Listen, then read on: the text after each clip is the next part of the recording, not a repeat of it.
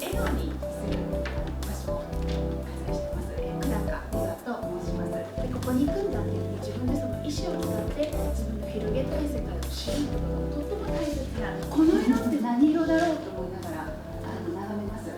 その時に初めて左脳から右脳の方に意識が変わっていくんですね。でぼんやりこう色を眺めていると右脳の方が活性化してきます。自分が持ってる波長、そして色が持ってる波長を通して感じるっていうところ、それは何かっていうと内側にある気持ちとか感情ともつながってくるよっていうのがカラーセラピーになります。